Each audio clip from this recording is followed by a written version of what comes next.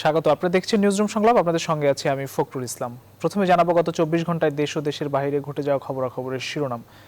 স্বাভাবিকতায় ফিরল গণপরিবহন, উপেক্ষিত স্বাস্থ্যবিধি। দেশে গত 24 ঘন্টায় করোনা আক্রান্ত শনাক্ত 1950 জন। এই নিয়ে মোট আক্রান্ত ছাড়িয়েছে 3,14,000, মোট সুস্থ হয়েছেন 2,08,000। 2,57,00,000 ছাড়ালো বিশ্বে করোনা আক্রান্তের সংখ্যা, মৃত্যু ছাড়িয়েছে 8,57,000। এইসব খবরাখবর নিয়ে আলোচনা করতে আমাদের সঙ্গে অতিথিরা যুক্ত হয়েছেন। শুরুতেই তাদের সঙ্গে পরিচয় করে দিতে চাই। আমাদের সঙ্গে যুক্ত আছেন সৈয়দ ইশতিয়াক রেজা, প্রধান সম্পাদক জিটিভি ও সারা বাংলা .net। আমাদের সঙ্গে যুক্ত আছেন এম এ আজিজ, সিনিয়র সাংবাদিক, এবং আমাদের সঙ্গে যুক্ত আছেন জাকারিয়া কাজল, সিনিয়র সাংবাদিক। আপনাদের তিনজনকেই স্বাগত জানাচ্ছি। এবং পর্যায়ক্রমে আমাদের সঙ্গে আরো যুক্ত হবেন এলাহি নেওয়াজ খান, সাবেক সভাপতি, ঢাকা সাংবাদিক ইউনিয়ন। প্রিয় দর্শক, আপনারা থাকবেন আমাদের সঙ্গে পুরো আলোচনায়। আমরা আলোচনা শুরু করতে চাই, তবে তার আগে আজ প্রকাশিত যে পত্রিকাগুলো রয়েছে, আমার হাতে বেশ কয়েকটি পত্রিকা এরই মধ্যে এসে পৌঁছেছে, সেগুলোর শিরোনাম আপনাদেরকে জানিয়ে দিতে চাই। গরম গরম পত্রিকাগুলো। প্রথমে বাংলাদেশ প্রতিদিন। বাংলাদেশ প্রতিদিন আজ প্রধান শিরোনাম করেছে তারা, ঢাকার চমক মেট্রো রেল, চলছে দিয়াবাড়ি থেকে মিরপুর রেল ট্র্যাক, বৈদ্যুতিক লাইন, স্টেশন নির্মাণের কাজ। ঢাকার উন্নয়ন নিয়ে আসলে এটি তাদের প্রধান শিরোনাম। এরপর তাদের শিরোনামে এসেছে, স্বস্তি এনেছে সিঙ্গেল ডিজিট, ব্যবসায়ীদের মাঝে স্বস্তি ধরে রাখার তাগিদ অর্থনীতিবিদদের। মোটামুটি এই ছিল। আরও একটি শিরোনাম, এবং জাল জালিয়াতি কমছে না, তথ্য গোপন করে জামিন নিলেন হত্যা মামলার আসামি। এটি আরও একটি শিরোনাম। এই ছিল বাংলাদেশ প্রতিদিনের প্রধান প্রধান শিরোনামগুলো। এবং এরপর কালের কণ্ঠ। কালের কণ্ঠ আজ শিরোনাম করেছে, স্বাস্থ্যবিধি শিখে তুলে পুরনো ভাড়ায় বাস। আজকে মূলত সেপ্টেম্বরের 1 তারিখ থেকে, অর্থাৎ গতকাল থেকে বাস অর্থাৎ গণপরিবহন কিন্তু সারা দেশে সে আগের রূপে ফিরেছে, স্বাভাবিকতায় ফিরেছে এবং আগের ভাড়ায়ও ফিরেছে। কিন্তু স্বাস্থ্যবিধি আসলে উপেক্ষিত আমরা আজও দেখলাম। কৃচ্ছ সাধনের নীতি থেকে সরে আসছে সরকার। খাগড়াছড়ি ও বান্দরবানে 2 পাহাড়িকে গুলি করে হত্যা। এই ছিল মোটামুটি কালের কণ্ঠের প্রধান শিরোনাম। এরপর the Daily Sun. Daily Sun আজ শিরোনাম করেছে, how long Bangladesh will bear Rohingya burden. Rohingya নিয়ে আসলে প্রধান শিরোনাম করেছে ডেইলি সান, কারণ দীর্ঘদিন ধরে আসলে এই রোহিঙ্গার বোঝা বাংলাদেশকে বইতে হচ্ছে। 2017 সালে আমরা দেখি প্রায় 11 লাখ রোহিঙ্গা বাংলাদেশে ঢোকে। তার আগেও প্রায় 5 থেকে 6 লাখ রোহিঙ্গা বাংলাদেশে অবস্থান করছিল। মোটামুটি বলা যায় এটি নিয়ে আসলে প্রধান শিরোনাম করেছে ডেইলি সান। আমরা আলোচনায় ফিরতে চাই। আমাদের সঙ্গে আছেন সিনিয়র সাংবাদিক এম এ আজিজ। আপনাকে দিয়ে যদি শুরু করি, এবং আমাদের সঙ্গে এরই মধ্যে যুক্ত হয়েছেন এলাহি নেওয়াজ খান, সাবেক সভাপতি, ঢাকা সাংবাদিক ইউনিয়ন। আপনাকে স্বাগত জানাচ্ছি। এম এ আজিজ, আপনাকে দিয়ে আসতে চাই। আজকে আপনি জানেন যে সেপ্টেম্বর থেকেই আগের ভাড়ায় ফেরার কথা ফিরেছে, এবং গণপরিবহনের যে স্বাভাবিকতা সেটি ফেরার কথা সেটিও ফিরেছে। কিন্তু আমরা স্বাস্থ্যবিধি আসলে ফিরতে দেখলাম না। স্বাস্থ্যবিধি আগে যেভাবে উপেক্ষিত ছিল, প্রথম দিকে যখন কিছু বিধিনিষেধের মধ্য দিয়ে গণপরিবহন দীর্ঘদিন পর চালু হয়, তখন কিছুটা স্বাস্থ্যবিধি আমরা দেখেছি। কিন্তু এখন আসলে স্বাস্থ্যবিধির একেবারেই বালাই নেই। পুরো স্বাভাবিকতাই ফিরেছে বলা যায়, কিন্তু সংক্রমণ কিন্তু এখনো আছে। আপনার মন্তব্য দিয়ে শুরু করতে চাই, কি বলবেন? ধন্যবাদ আপনাকে। জি, এম এ আজিজ, আপনাকে। আমি বলছি, আপনার কথার সাথে তো স্বাস্থ্যমন্ত্রীর কথা মিলছে না। তিনি তো বলছেন যে করোনা আসলে আছে কিনা দেখতে হবে, ওষুধ লাগবে কিনা, এই ধরনের। আর এদিকে স্কুল, কলেজ, বিশ্ববিদ্যালয় ছাড়া সবকিছু খুলে দেওয়া হয়েছে। এখন মানুষের ভিতরে একটি ধারণা তৈরি হয়ে গেছে যে সব তো খুলেই দিয়েছে, আর আমাদের এই মাস্ক টাস্ক এগুলো পরে কি হবে। বলা হচ্ছে যে করোনার সাথেই আমাদেরকে বাস করতে হবে। হ্যাঁ, এই নানান এমন এমন কথাগুলি বলা হচ্ছে। সেই সাথে আপনি যদি পরিসংখ্যান ব্যুরোর জরিপ, বিআইডিস এর জরিপ, ব্র্যাকের জরিপ এগুলো যদি দেখেন, তাহলে দেখবেন যে প্রায় 8-9 কোটি লোক এখন তারা কর্মহীন হয়ে পড়ে, এখন তাদের খাবারের সংকট। সুতরাং এটা হলো একটা দিক। অন্য দিক হলো পরিবহন সেক্টর, যে সেক্টরের সাথে সরকার পারে না। এই সরকার পার্লামেন্টে আইন, সড়ক আইন করেছে, সেই আইন এই সড়ক বাস্তবায়ন করতে দেয় নাই। এর আগেও চেষ্টা করেছে, এবং এই সড়ক আইনের পক্ষে আমার বিশ্বাস যে এই দেশের প্রায় সকল মানুষের সমর্থন আছে। তারপরেও এই আইন বাস্তবায়ন করতে পারে নাই। এখন সরকার যেহেতু বলে দিয়েছে, যে আজকেও আপনার সড়ক মন্ত্রী বলেছেন যে স্বাস্থ্যবিধি না মানলেই ব্যবস্থা। সব পরিবহন সেক্টরে ব্যবস্থা নেওয়ার ক্ষমতা এই সরকারের নেই, কারণ পরিবহন সেক্টর মাফিয়াদের দখলে এবং এরা আলাদা একটা স্বর্গরাজ্য তৈরি করে। আর সরকারও আপনার সবগুলো সরকারি আপনি দেখেন যে আমাদের দেশে আপনার নদী মাতৃক দেশ, সেখানে আগে আমি জানি, আমি বলছি, আমি পাবনার থেকে আগে ঢাকা শহরে আসতাম এই ক্লাস 9 সময় লঞ্চ নাই, এখন ট্রেন মৃত্যুদশা, আপনার কিছু চেষ্টা করা হচ্ছে, একমাত্র জায়গা হচ্ছে এখন রাস্তা বাসের উপরে নির্ভরশীল, কারণ এখানে অনেকেরই আয় রোজগার সুবিধা হয়, এই জন্য এখানে প্রজেক্টটা বেশি বেশি করে করা হয়। এবং আমাদের দেশের জায়গাও কম, 54,000 বর্গ মাইলের জায়গা রাস্তাঘাট দিয়ে যদি দখল করেন, আমাদের প্রধান যানবাহন হওয়া উচিত রেলওয়ে এবং নৌপথ, অথচ আমরা রাস্তার উপরে গিয়ে এমন অবস্থা তৈরি করেছি এখন বাস না চললে, বাস স্ট্রাইক করলে সারা দেশ অসুস্থ হয়ে যায়, অর্থাৎ একটি সেক্টরের উপরে পুরা আমাদের যাতায়াত নির্ভরশীল হয়ে গেছে। আর এখানে 3-4টা লোকের সাথে, এবং আপনি দেখেন আগের সরকার আমলগুলো, বিএনপি সরকারের সময় দেখবেন বিএনপির লোক এসে কোন নেতা এসে এই সেক্টরের নেতা হবে, অর্থাৎ আপনার জাতির প্রত্যেকটা সেক্টরে বিভক্তি আছে, একমাত্র এই সেক্টরে বিভক্তি নাই। কর্মীরা চাঁদা দেয় প্রত্যেক দিনে, আপনার 25-30 টাকা 50 টাকা পর্যন্ত চাঁদা দেয়, একটা গাড়ি চাঁদা দেয় 1000 থেকে 2000 পর্যন্ত, এই টাকা আজকে 30-40 বছর পরে তুলতেছে এবং এটা ভাগ করে খায়। হ্যাঁ, অথচ করোনার সময় আপনি দেখলেন এই পরিবহন শ্রমিকরা মিছিল বার করে যে তারা প্রণোদনা চায়, খাবার চায়, অথচ তারা ওয়েলফেয়ার ফান্ডের নামে টাকা দিতে, সেই টাকাও নাই, হদিস নাই, খবর নাই, সরকারের ক্ষমতা নাই এর হিসাব নেওয়ার। সুতরাং আমি মনে করি যে এখন বাস বলে দেওয়া হয়েছে যে আগের ভাড়ায় চলে, দয়া করে যে তারা আগের ভাড়ায় গেছে এই বেশি, এবং বাসের মতোই চলবে, এখানে নিয়ন্ত্রণ করার ক্ষমতা এই সরকারের নাই বা কোন সরকারেরই নাই। এটা একদম সর্বদলীয় মাফিয়া তত্ত্বের ভিতরে এই পরিবহন সেক্টর পড়ে গেছে। এরা আইন মানে না, এরা নিয়ম কানুন মানে না, স্বাস্থ্যবিধি চোখ দূরের কথা। আমি আজকে ধরেন সকালে গেছি আগারগা, প্রত্যেক দিনই যাই, সকালে যাই আগারগা, বিকালে আসি, আমি রাস্তায় তো দেখছি যে অফিস টাইমে যাওয়ার সময় দেখছি বাসে ঝুলন্ত প্যাসেঞ্জার, আসার সময় দেখছি সেই পুরনো আমলে, কিন্তু যে ছবিগুলি দেওয়া হয় এখন আজকে, তাহলে সমাধানটি আসলে কোথায়? এটি তো আপনারাও বারবার বলছেন, সবাই বলছে, কিন্তু কোনো সমাধান তো হচ্ছে না আসলে। সমাধান তো এখন আর হওয়ার সুযোগ নাই, কারণ করোনার জন্য যে প্রথমে যে স্টেপগুলো প্রোটেকশন, যে প্রথমে যে স্টেপগুলো ছিল, ধীরে ধীরে এটা আমরা সব ছেড়ে দিচ্ছি, হাতছাড়া হয়ে গেছে। এখন স্বাস্থ্য অধিদপ্তরের একজন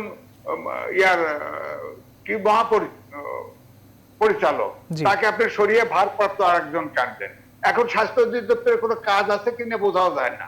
আবার দেখেন দুর্নীতি নিয়ে এত কথা হলো, হ্যাঁ, মন্ত্রী সচিব উপস্থিত থেকে ওই সাহেদের সাথে চুক্তি করলো, সব করলো, এক মহাসচিব, সে একজন পেশাজীবী, সে এখন দুদকে ঘুরছে, আবার সবাই স্পট ফ্রি, কোনো আমলা সবাইকে ট্রান্সফার করে টোরে যার যার জায়গায় বিদায় দিয়ে দিচ্ছে, একজন আমলা এখন এই আর আপনার পেশাজীবী, সে এখন ঝুলতেছে। সে কি একা দুর্নীতি করেছে স্বাস্থ্য দপ্তরে?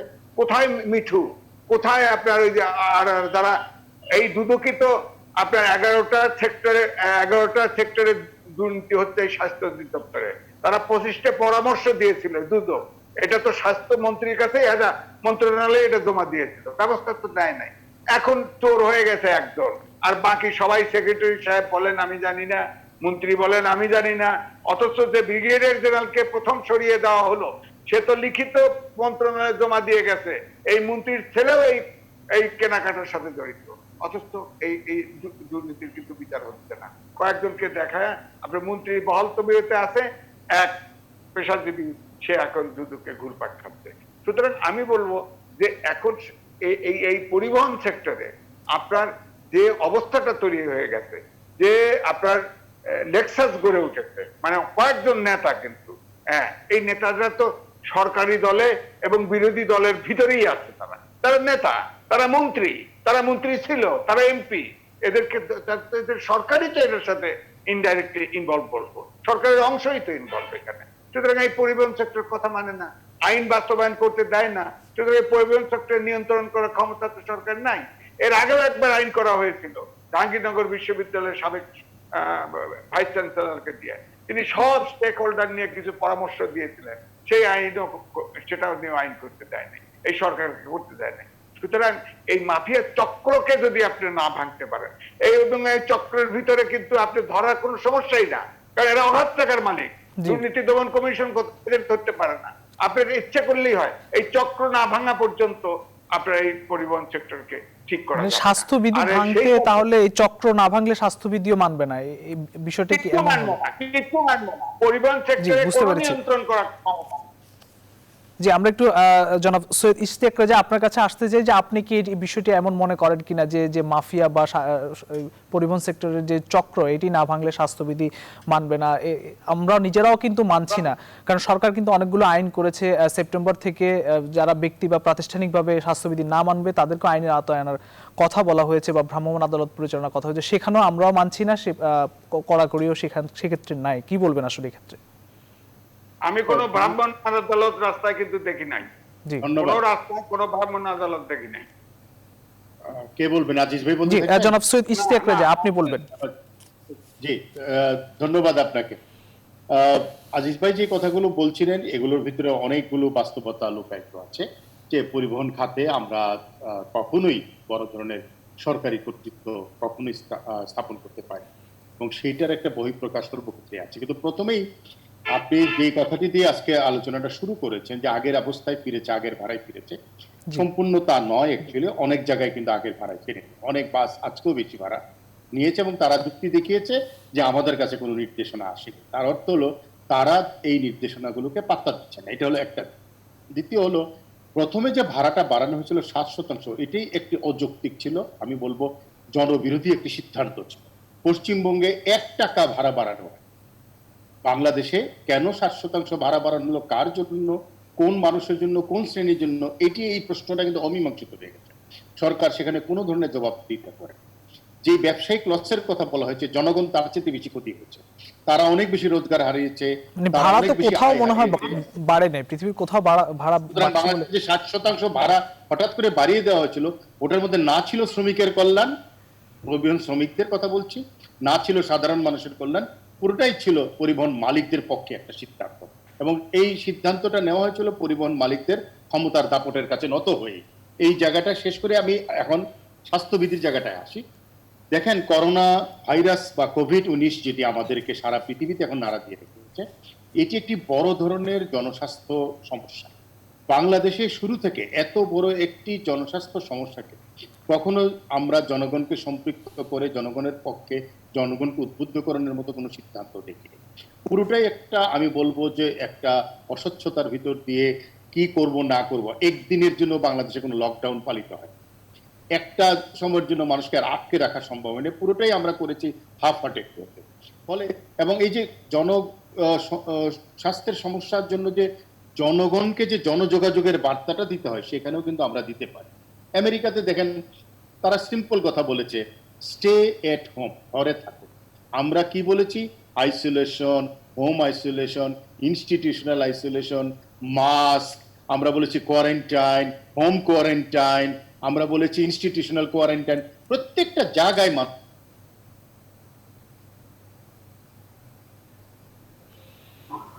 আমরা একটু যান্ত্রিক গোলযোগের কারণে আসলে শুনতে পাচ্ছি না জনাব সৈয়দ ইশতিয়াক রেজা। আমরা আবার আপনার কাছে ফিরবো। আমরা একটু এলাহি নেওয়াজ খান আপনার কাছে আসতে চাই। এই জায়গাটিতে আসলে আপনি কি বলবেন?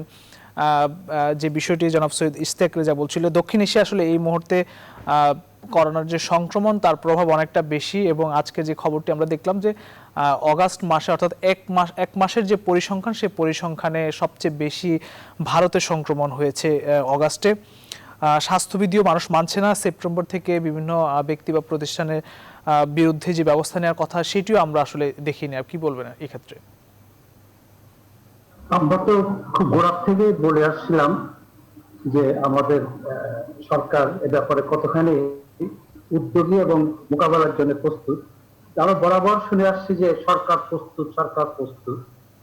কিন্তু আপনারা লক্ষ্য করে দেখবেন যে যেসব দেশ প্রথম থেকে এগুলি তোয়াক্কা করে নাই, যেমন ইটালি তোয়াক্কা করে নাই, যেমন আমেরিকাও তোয়াক্কা করে নাই, যার ফলে তাদের উপরে কিন্তু এই সংক্রামক খুব ডিভাস্টেটিং অবস্থা তৈরি করেছে। আমাদের অবস্থা কিন্তু তাই হলো। আমরা বললাম যে আমাদের সব প্রস্তুত আছে, কিন্তু কোনো কিছুই আমাদের প্রস্তুত ছিল না।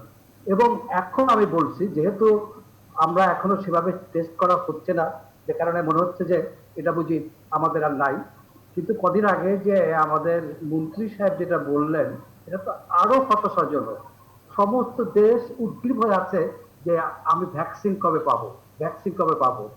এ ব্যাপারে প্রত্যেকটা দেশ, আমি দেখলাম ইন্দোনেশিয়া চীনের সাথে দুটা কোম্পানি যে ইতিমধ্যে তারা চুক্তি করেছে, এবং অনেক দেশ কিন্তু যেখানে যেখানে যারা পাবে তাদের সাথে কথা বলছে, চুক্তি করছে।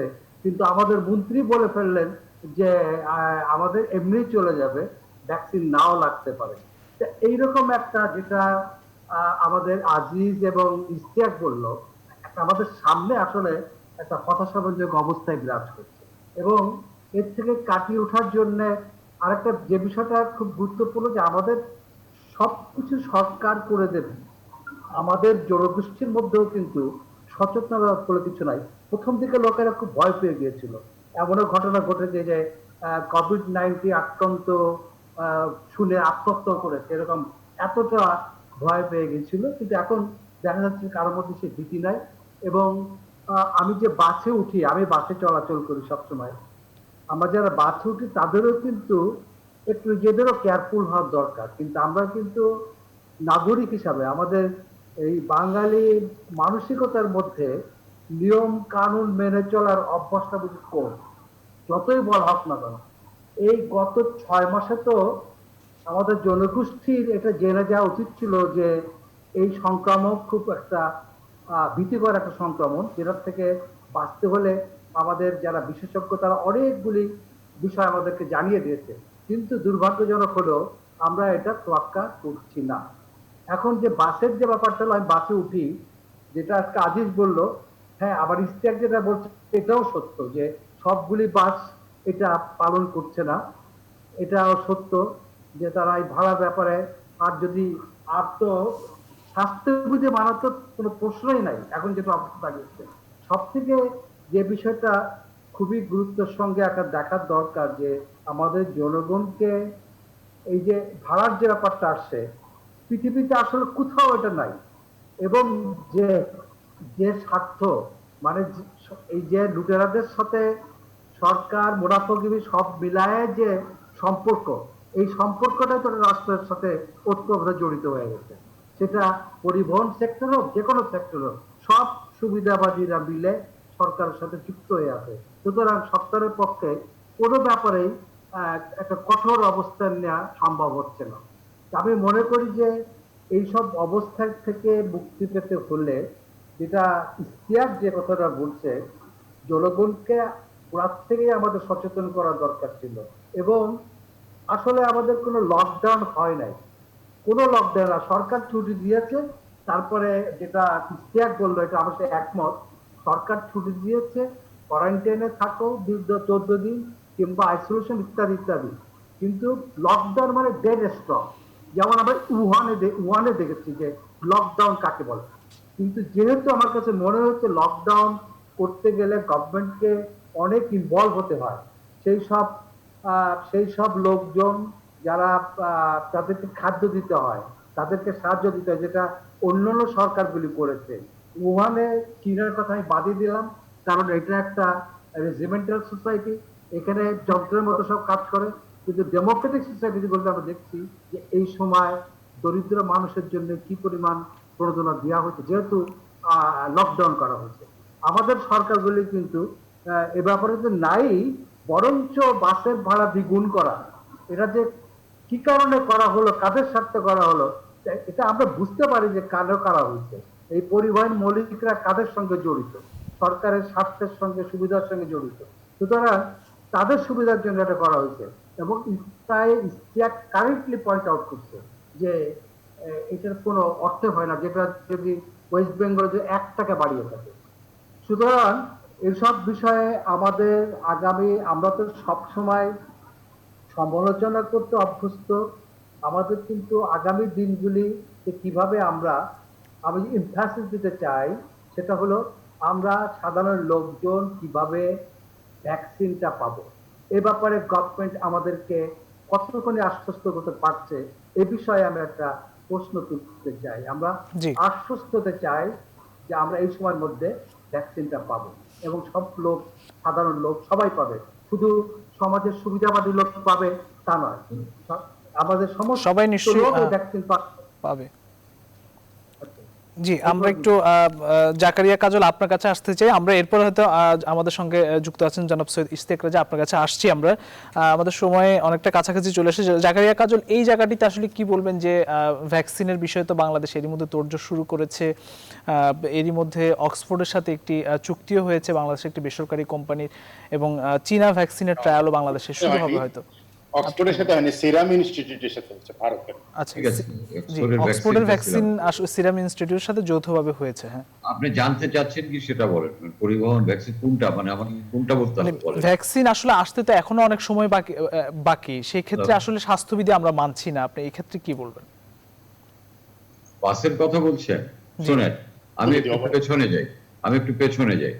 একজন আলেমের মারা যাওয়ার পরে ব্রাহ্মণবাড়িয়ায় একটা জানাজা হয়েছিল, তখন কিন্তু কোভিড খুব পিকে, লাখ লাখ লোক অংশ নিয়েছিল। আমরা ভেবেছিলাম যে না যায়, কিছুই হয়নি।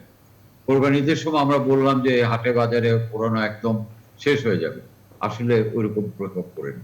তারপরে স্বাস্থ্যমন্ত্রীর বক্তব্য যে করোনা চলেই গেছে। এই ঘটনাগুলি কিন্তু আমাদের লোকজনের মধ্যে বোধহয় একটা বিশাল মানে ইয়ের জন্ম দিয়েছে যে আসলে বাংলাদেশের মধ্যে কিছুই হবে না। বাস্তবতা কতটা আমি জানি না, কারণ স্বাস্থ্যমন্ত্রী যেটা বলেছেন সেটাও কোনো তথ্যপাত্র গবেষণা থেকে বলি। আমরা বাস্তবে যেটা দেখছি, মৃতের সংখ্যা কিন্তু 35 থেকে 50-এর মধ্যে প্রতিদিন ওঠানামা করছে।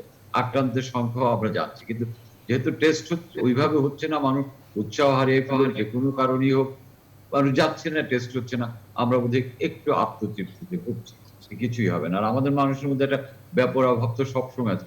আপনি গণপরিবহনের কথা বলছেন, আপনি বাজার, হাট, পার্ক, এই হাতির ঝিলে আমি গত শুক্রবার গেলাম, দেখে তো আমার মনে হলো আগে যা ভিড় ছিল তার চেয়ে আরো বেশি ভিড়। কাজেই এক গণপরিবহনের কথা বলে তো আপনি গণপরিবহনে মানলেন, বাকি সবই মানলেন না। আপনি হাতির শান্তিনগর ফকিরাপুর কন্ট্রোল করতে পারেন না, মানে কথার কথা, কোনো বাজারই তো আপনি কন্ট্রোল করতে পারছেন না। মলগুলিতে যাচ্ছে সেখানেও একই অবস্থা। কাজে আমরা কেন সবাই খালি গণপরিবহন নিয়ে এত মাতামাতি করছি? কোথাও মানা হচ্ছে না। বলা হয়েছিল যে কি ভ্রাম্যমাণ আদালত, প্রথম দিন বোধহয় শাহবাগে একটা আর কোথায় একটা আদালত ছিল, তারপরে কিছু না। কিছু লোক হয়তো মাস্ক ঝোলায় যে সব থুতনির নিচে, এগুলো তো রাস্তাঘাটের কথা, তাই না? একটা কথা হচ্ছে কি, সরকারকে আমরা দোষ দেবো সবই ঠিক আছে, আমাদেরও তো নিজেদেরও তো ঠিক হতে হবে। একটা কথা আছে না যে সরকারের কাছে আপনি একটা সংখ্যা, কিন্তু আপনার প্রিয় স্বজন প্রিয়জনদের কাছে আপনি তাদের অস্তিত্বের অংশ। কাজেই আমার স্বজন প্রিয়জনের স্বার্থে তো আমার এটা মানা উচিত। আমি মারা গেলে সরকার হয়তো 45-এর জায়গায় 46 বলবে, একটা সংখ্যায় কিছু আসে যাবে না, কিন্তু আপনার স্বজন প্রিয়জন কিন্তু সব হারাবে। এই বোধটা যদি জাতির মধ্যে বা আমাদের মধ্যে জাগ্রত না হয়, তাহলে সরকারকে দোষ দিয়ে লাভ কি, আর কাউকে দোষ দিয়ে লাভ কি? হ্যাঁ, সরকারের দায়িত্ব নাই তা বলবো। এই মন্ত্রীর এই কথাবার্তা কিন্তু অনেক মুশকিল, পুরো প্রমাণ ছাড়া, কোনো বৈজ্ঞানিক ভিত্তি ছাড়া উনি বলে যাচ্ছে, এক নম্বর। 2 নম্বর হচ্ছে, পরিবারের মধ্যে যদি একটা ছেলে একটু ডিরেলড হয়ে যায়, পরিবারের কর্তার কিন্তু দায়িত্ব হচ্ছে সেই সন্তানটাকে শাসনে হোক আদরে হোক ঠিক পথে নিয়ে আসে। একইভাবে আমাদের যে জনগোষ্ঠী, আমাদের সরকার, যারা আমরা ডিরেল হয়ে যাচ্ছি, বলতে আমি বুঝাচ্ছি যারা আমরা মানছি না, স্বাস্থ্যবিধি মানছি না, তাদেরও কিন্তু ঠিক রাস্তায় আনার দায়িত্ব কিন্তু সরকারের। এই দায়িত্ব অ্যাভয়েড করার কোনো উপায় সরকারের। হ্যাঁ, অর্থনৈতিক কর্মকাণ্ড সচল রাখার স্বার্থে আমরা আমাদের অনেক কিছুই খুলে দিতে হয়েছে, অনেক কিছু চালু হবে। এই বাস্তবতাটাও আমাদের মানতে হবে, কারণ বাংলাদেশের সেই সম্পদ নেই যে কানাডার মতো যে সারা সব মানুষকে খাদ্য পৌঁছে দেবে, পৌঁছে দেবে। এই বাস্তবতাটাও মানতে হবে। খালি সরকার, আমাদের দায়িত্ব নিজেরা কতটা পালন করি সেটা আগে বিবেচনা করি, তারপর সরকারকে দোষ দিই। আর এই পুরো স্বাস্থ্য খাতে এক ব্যক্তি, এই স্বাস্থ্যমন্ত্রী যতভাবে আলোচিত সমালোচিত হচ্ছে, এবং আপনি যদি একটু গভীরভাবে যান, প্রত্যেকটা ব্যাপারে তো তার ইনভলভমেন্ট দেখা যাচ্ছে। এক হচ্ছে বেফাস কথা, দুই হচ্ছে যে যেটা আগের বক্তারা বললেন, মার্কস থেকে আরম্ভ করে সবকিছু থেকে। তারপরে যখন তিনি বহাল তবিয়তে থাকেন, তখন কিন্তু একটা ভুল বার্তা যায় মানুষের কাছে, কি কারণে তাকে রাখা হয়েছে। তিনি পরামর্শ কমিটির কথা জানেন না, তিনি কিছুই জানেন না। তিনি ওনার দায়িত্বটা কি জানা? ওনার দায়িত্ব কি খালি এরকম বাণী দেওয়া যে করোনা চলে গেছে, ভ্যাকসিন লাগবে না? এক মুখে উনি বলে ভ্যাকসিন লাগবে না, আর এক মুখে উনি বলতেছেন যে আমরা সর্বাত্মক চেষ্টা করছি। তো আমরা কোনটা বিশ্বাস করব? আর ভ্যাকসিনের কথা যেটা বললেন, আমার ধারণা যদি ওই সিরাম যেটা রেজা বললো যে অক্সফোর্ডেরটা ভারতের সিরাম ইনস্টিটিউট করবে, ওদের সঙ্গে ভ্যাকসিন করে চুক্তি হয়েছে, আবার চীনাটাও আমরা ট্রায়াল দিচ্ছি। আমার ধারণা সেরাম যেটা করছে সেটা মানে নিউজে যেটা আছে যে সেটাই সবচেয়ে কম দামে হবে এবং আমাদের বিশ্বাস যে এটা এফেক্টিভ হবে। আমার ধারণা যে এই ব্যাপারে সরকারের চেষ্টা এবং আন্তরিকতার ত্রুটি নেই। তবে আবার যদি ওরকম সাপ্লায়ারদের হাতে পড়ে যায় মাস্কের মতো ইয়ের মতো, তাহলে কি হবে আমি জানি না। তবে ওই মানে আমাদের অবস্থা কি, চুন খেয়ে মুখ পুড়লে তো আমরা দই দেখলেও মানুষ ভয় পায়, আমাদের কিন্তু এই স্বাস্থ্য নিয়ে চুন খেয়ে মুখ পুড়ে গেছে, কাজে এখন দইও আমাদের সামনে ভীতিকর। বইয়ের অবস্থা কিন্তু আমরা মানতে পারছি না। এই বাস্তবতাটা মাথায় রেখে যারা দায়িত্বে আছেন তাদের বাকি কাজগুলি যদি তারা করেন, তাহলে বোধহয় জনগণের মধ্যে একটা স্বস্তি ফিরে আসবে। জি, ধন্যবাদ। আমরা আবারও ফিরবো আপনার কাছে। জনাব সৈয়দ ইশতিয়াক রাজা, আপনার কাছে আসতে যে আজও দেশের যে রিজার্ভ, সেই রিজার্ভ কিন্তু অনেকটা নতুন রেকর্ড করেছে, কিন্তু হাজার হাজার মানুষ কিন্তু কর্মহীন হয়ে পড়েছে অপরদিকে, এবং প্রবাসেও কিন্তু অনেক মানুষ কিন্তু এখন কর্মহীন হয়ে পড়ছে। একটি দীর্ঘমেয়াদী প্রভাব কিন্তু পড়ছে। কিভাবে সেটি বাংলাদেশের মোকাবেলা করবে? আমরা এর মধ্যে শুনলাম 6টি দেশে কর্মী পাঠানোর উদ্যোগ নিচ্ছে প্রবাসী কল্যাণ মন্ত্রী বলছেন, সবকিছু মিলে কি বলবেন? প্রবাস থেকে এই পর্যন্ত যে হিসাবটা আমরা পাচ্ছি তাতে 1.5 থেকে 2 লক্ষ বাংলাদেশের নাগরিক ফিরে এসছে। আবার যারা তাদের মধ্যে অনেকেই 85,000-এর মতন, আমাদের যে হিসাবটা জানি আমরা 85,000-এর মতন তাদেরকে ফেরত পাঠানো হয়েছে, অর্থাৎ তাদের আর কাজ নেই। বাকিরা এসছিলেন নানা কারণে, তারা যেতে পারছেন না।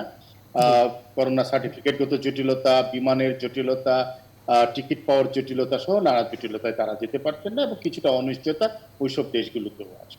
আমরা এই সময়ের মধ্যে প্রায় 7 লক্ষ কর্মী পাঠানোর কথা, এ পর্যন্ত 1 লাখ কর্মীর কিছু কম আমরা পাঠাতে পেরেছি। তার অর্থ হলো আমাদের সংকটটা সব দিক থেকে, আমরা কর্মী ফেরত আসছে তাদেরকে পাঠাতে পারছি না, নতুন কর্মী পাঠাতে পারছি না। আমাদের একটা উচ্ছ্বাস আছে যে জুলাই মাসে বহু রেমিটেন্স এসছে, রেকর্ড রেমিটেন্স এসছে, কিন্তু এটা যে অনেকগুলো কারণের মধ্যে একটা হলো চাকরি ছেড়ে দেওয়ার কারণে সমস্ত সম্পদটা নিয়ে এসছে, ঈদের কারণে টাকা পাঠিয়েছে, অনিশ্চয়তার কারণে টাকা পাঠিয়েছে, এই কারণে রেকর্ডটা আপনি দেখতে পেয়েছেন। আসলে আমাদের এই হ্যাঁ, এখন আমাদের এদেরকে নিয়ে আমাদের কি পরিকল্পনা? আমাদের একটা মহাপরিকল্পনা প্রয়োজন। আমাদের যে জনশক্তি মন্ত্রী যেগুলো বলেন সেগুলো অনেকটা কিন্তু ওই স্বাস্থ্যমন্ত্রীর মতোই, যে আমরা এটা করবো সেটা করবো, আসলে করবেনটা কি সেইটা কিন্তু পরিষ্কার নয়, কিন্তু করতে হবে, এটা হলো বড় বাস্তবতা। করতে গেলে আমাদের একটু নতুন ভাবনা চিন্তারও প্রয়োজন আছে। আমরা কি আগের মতোই সে অদক্ষ শ্রমিক নিয়ে ভাববো? দেখেন, মধ্যপ্রাচ্যের দেশগুলোতে এখন নতুন বাস্তবতা তৈরি হয়। করোনার কারণে আমরা যেমন ক্ষতিগ্রস্ত হচ্ছি, তারাও কিন্তু ক্ষতিগ্রস্ত হচ্ছে। শুধু তাই না, তেলের মূল্য পড়ে যাওয়াতে তাদের অর্থনীতি একটা বড় ধরনের বিপদের ভিতরে যাচ্ছে। ফলে তারা কতটা ডিমান্ড সাইড আছে আমাদের কর্মী নেয়ার জন্য, সেই ভাবনাটা কি আমাদের ভিতরে আছে? আমরা কি নতুন বাজার অনুসন্ধান করছি কিনা? আমরা কি নতুন কাজের লোক ঠিক করতে পারছি কিনা দক্ষতার বিচারে? আমরা কি চিন্তা করতে পারছি কিনা যে আমাদের অনেক বেশি নার্স পাঠানো প্রয়োজন, যেই নার্স পাঠাতে গেলে আমাদের নার্সিং সার্টিফিকেশনটা ইন্টারন্যাশনাল স্ট্যান্ডার্ডে নেওয়া দরকার। আমরা কি অনেক বেশি টেকনিক্যালি সাউন্ড পিপলকে পাঠাতে পারছি কিনা? আমরা কি অনেক বেশি মেরিনার্স পাঠাতে পারছি কিনা? এই জায়গাগুলো আমরা যদি শুধুই চিন্তা করি যে আমরা লেবার পাঠাবো, শ্রমিক পাঠাবো, তাহলে কিন্তু আমি বলবো সেই মার্কেট আর আমাদের আর থাকছে। আমাদেরকে যে মানুষগুলো ফিরেছে তাদেরকে তাদের যোগ্যতা অনুযায়ী দেশে কোনো কর্মসংস্থান করতে পারবে কিনা, তাদের জন্য প্রণোদনা হবে না। আপনাকে একটা কথা বলি, 500 এবং 200 কোটি টাকার যে প্রণোদনা আমরা গতকালও জেনেছি, তার 1টি টাকাও কোনো প্রবাসী শ্রমিক পায়নি, বা তাদের জন্য এখন পর্যন্ত তারা জানে না কিভাবে সেটা পেতে হবে, এই টাকাটা কিভাবে খরচ করা হবে, সেই স্বচ্ছতার জায়গাটাও কিন্তু খুব গুরুত্বপূর্ণ। প্রধানমন্ত্রী তিনি তার জায়গা থেকে চেষ্টা করছেন, তিনি তার সর্বাত্মক চেষ্টা করছেন, কিন্তু এটার একটা ফিল্ড লেভেল বাস্তবায়ন প্রয়োজন আছে। আমি মনে করি যে এখানে সরকার, অর্থাৎ যে জনশক্তি মন্ত্রণালয় আছে, এখানে এনজিও গুলো আছে, এখানে রিক্রুটিং এজেন্সি যারা আছে, বাইরা সহ সামগ্রিকভাবে একটা বড় পরিকল্পনা নিয়ে এই প্রবাসী শ্রমিকদের বিষয়টাকে হ্যান্ডেল করা উচিত। কারণ তারা কিন্তু বাংলাদেশের অর্থনীতিকে বাঁচিয়ে রেখেছে, এবং আমরা বারবার রেমিটেন্সে উচ্ছ্বাস প্রকাশ করি, কিন্তু তাদের জন্য আমাদের সামান্য হৃদয় আছে কিনা সেটা কিন্তু প্রকাশিত হয় না। সেই জায়গাটা, সেই ভাবনাটা কিন্তু বড় একটা জায়গা আগামী দিনগুলোতে লাগবে। ডাইভার্সিফিকেশন লাগবে, নতুনত্ব লাগবে, diversification in the sense of employment, in the sense of market, দুই জায়গাটাই লাগবে। জি, জনাব এম এ আজিজ, আজকে ডেইলি সানে আমরা দেখলাম যে রোহিঙ্গাদের বোঝা আসলে আর কতকাল বইবে বাংলাদেশ, এই নিয়ে আসলে বাংলাদেশ কূটনৈতিকভাবে অনেক চেষ্টা করছে। এখন কূটনৈতিকভাবে দক্ষিণ এশিয়াও বাংলাদেশ বেশ সফলভাবে আসলে এগিয়ে যাচ্ছে। এই ক্ষেত্রে আসলে এখনই সময় কিনা, বা করোনার মধ্যেও কিন্তু সেটি কতটা সম্ভব হবে বলে মনে হয় আপনার কাছে? এটা তো আসলে খুব কঠিন সমস্যা। এটা আইসিসিতে চলে গেছে, জাতিসংঘে গেছে, সাধারণ পরিষদে আলোচনা হচ্ছে, সবাই সাহায্য করবে, এই করবে সেই করবে, আমাদেরকে অনেক আপনার ধন্যবাদ জানায়, কিন্তু কেউ এটার দায়িত্ব নেয় না।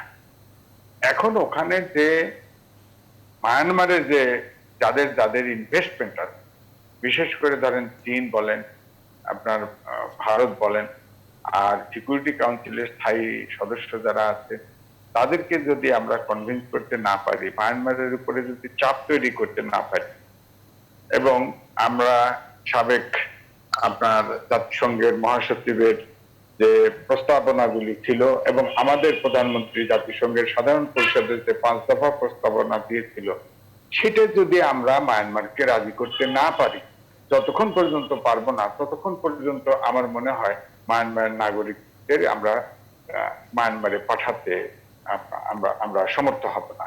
এবং সেক্ষেত্রে প্রধানত আমি মনে করি চীনের সহযোগিতা একান্তভাবে দরকার। আমাদের কূটনৈতিক প্রচেষ্টা বলেন আর ভৌগোলিক রাজনৈতিক কারণে বলেন, আমার মনে হয় বাংলাদেশের সাথে চীনের সম্পর্ক একটু গভীর হয়েছে, এবং সেই সুযোগে যদি কূটনৈতিক তৎপরতা নিয়ে যদি চীনকে যে মিডিয়া হিসেবে আগেও যেটা চিন্তা করা হয়েছিল, এটা যদি পজিটিভ ভাবে ওয়ার্ক করে, তাহলে হয়তো সম্ভাবনা দেখা যেতে পারে। তবে এটা আমার ধারণা এখনো খুবই কষ্টসাধ্য ব্যাপার তাদেরকে বোঝানো, কারণ মায়ানমারের অবস্থানের পরিবর্তন ঘটে নাই, তাদের মানসিকতার পরিবর্তনও ঘটে নাই। তারা কিন্তু ওই আপনার পাঁচটো ভিটা চুক্ত যারা আছে, তারা এখনো যারা আছে তাদের উপরে নির্যাতন চালিয়েই যাচ্ছে, এবং অল্প অল্প করে এখনো কিন্তু রোহিঙ্গারা আসছে, এবং ওখানের যে তারা আমরা বলি সন্ত্রাসী, তারা হলো স্বাধীনতাকামী, তারা কিন্তু এবারে যাতায়াত করছে, এবং তাদেরও কিন্তু ট্রেনিং তৎপরতা, এবং এইখানে মায়ানমার আমার রোহিঙ্গা ক্যাম্পে তাদের কিন্তু ওয়ার্ক আছে। সুতরাং এটা আস্তে আস্তে আস্তে আস্তে এটা আরো বড় আকার ধারণ করে কিনা, আমাদের ওই অঞ্চলটা, ওই আপনার পূর্বাঞ্চলটা আপনার অশান্ত হয়ে পড়ে কিনা, ভোলাটাইল হয়ে পড়ে কিনা, ইতিমধ্যেই তো আমরা নানান প্রবলেমে আছি। আমার মনে হয় এটা ঠিক যে আমরা এখন বোধহয় কূটনৈতিক তৎপরতাটা চায়নার উপরে, এবং চায়না এবং ভারত দুই দেশই কিন্তু আপনি খেয়াল করে দেখেন আমাদের প্রতি বেশ আপনার সম্পর্ক আরো বেশি উন্নয়ন করতে চায়। আমরা মনে হয় চায়নার হেল্পটা এখন নেওয়ার চেষ্টা করতে পারি। চায়নার হেল্প ছাড়া ওখানে রোহিঙ্গাদের পাঠানো আসলে কষ্টসাধ্য ব্যাপার। জি, জনাব এলাহি নেওয়াজ খান, আপনার কাছে আসতে যে সামনে বেশ কয়েকটি নির্বাচন রয়েছে, এই মাসের শেষের দিকে নির্বাচন রয়েছে। আসলে এই ক্ষেত্রে স্বাস্থ্যবিধির এখন আমরা যে অবস্থা দেখছি বা সংক্রমণের যে পরিসংখ্যান লক্ষ্য করছি প্রতিদিনই, সেক্ষেত্রে আসলে কোনো স্বাস্থ্যবিধি বলে থাকবে কিনা নির্বাচনের সময়টাতে, কি মনে হয় আপনার কাছে? আমরা তো ইতিমধ্যে দেখেছি যে মধ্যে নির্বাচন হয়েছে, ঢাকাতেই হয়েছে, এবং চারিদিক থেকে বলা হচ্ছিল যে কিভাবে স্বাস্থ্যবিধি মেনে, কিংবা যেটা আমরা বলি আইসোলেশন ইত্যাদি যেসব শব্দ প্রয়োগ করে থাকি, ইলেকশনের ক্ষেত্রে এটা কখনোই সম্ভব হয় না। তারপরে নির্বাচন কমিশন থেকে বলা হয়েছে যে এটা সাংবিধানিক বাধ্যবাধকতা। হয়তো বা সাংবিধানিক বাধ্যবাধকতা থাকতে পারে, কারণ আমরা দেখলাম যে অনেক জায়গায় নির্বাচন হয়েছে, ইতিমধ্যে বিশ্বের অনেক দেশে নির্বাচন হয়েছে। সুতরাং আর যেভাবে এখন নির্বাচন হচ্ছে তাতে তো নির্বাচন হলেও বা কি অসুবিধা দেখি না কেন, কারণ আমরা যে স্বাস্থ্যবিধি যেটা আমরা বলা হচ্ছে এটাতে গোড়ার থেকেই মানা হচ্ছে না, এবং যখন কঠোরভাবে স্বাস্থ্যবিধি মানার আহ্বান আসছিল তখনই ঢাকা চিঠিতে বা তখনই নির্বাচন হয়েছে। আর এখন তো মানুষ কোনো কিছুই মানছে না, মানুষ তো বেপরোয়া হয়ে গেছে। এবং আমি একটা কাজে আমাকে যেতে হয়েছিল কদিন আগে সিলেট, আমি যার পথে দেখলাম যে কোনো লোকের মুখে মাস্ক নাই, দু একটা লোক ছাড়া। এবং বাংলাদেশে কিছু একটা আছে, করোনার মতন এত ভয়াবহ একটা মহামারী আছে, কারো মধ্যেই তার কোনো ছাপ আমি দেখতে পেলাম না।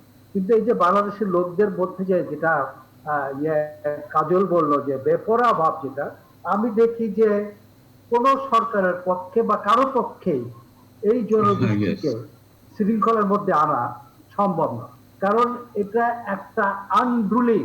এরা হলো আমাদের বাঙালি চরিত্র, একা যখন চলবে ভয়ে গান গাইবে এবং 10 জন এক হলে একটা লোককে মেরে ফেলবে। এই হচ্ছে আমাদের দেশের বৈশিষ্ট্য। এদের জি, আমাদের শেষ করতে হবে, সময় একদম শেষ, আপনি যদি 30 সেকেন্ডে শেষ করেন। আমি শেষ করতে চাচ্ছি এভাবেই যে আমরা মানুষকে আশা হতে করতে চাই না। এই অবস্থায় আমাদেরকে আমরা চাই যে সরকার মানুষকে এমন একটা আশা দিক, যেমন বিশেষ করে আমি এখন সবাই একটা জিনিস ইন্টারেস্ট দিচ্ছে, যেটা ইতিমধ্যে আলোচনা হয়েছে, সেটা হলো যে ভ্যাকসিনটা কবে নাগাদ আসবে, সে ব্যাপারে একটা আমাদেরকে অ্যাওয়ার করা। আর সব থেকে মজার ব্যাপার কি, বাংলাদেশের হয়তো অনেক অ্যাপারেটাস নাই, কিন্তু উপজেলাতে আমাদের যে কমপ্লেক্স, স্বাস্থ্য কমপ্লেক্স ডিস্ট্রিবিউশনের এত চমৎকার একটা সিস্টেম কোন দেশেই নাই, খুব কম দেশে আমাদের আছে। শেষ করতে হচ্ছে। সিস্টেমটা গভর্নমেন্ট, জনাব জাকারিয়া কাজল, আপনার কাছে আসতে চাই। জি, আমাদের সময় একদম কম। জনাব জাকারিয়া কাজল, আপনার কাছে আসতে চাই যে সামনে নির্বাচন, এই ক্ষেত্রে আসলে স্বাস্থ্যবিধি মেনে কিভাবে নির্বাচন সম্ভব, আপনার শেষ মন্তব্য জানতে চাই, 1.5 মিনিটে শেষ করেন।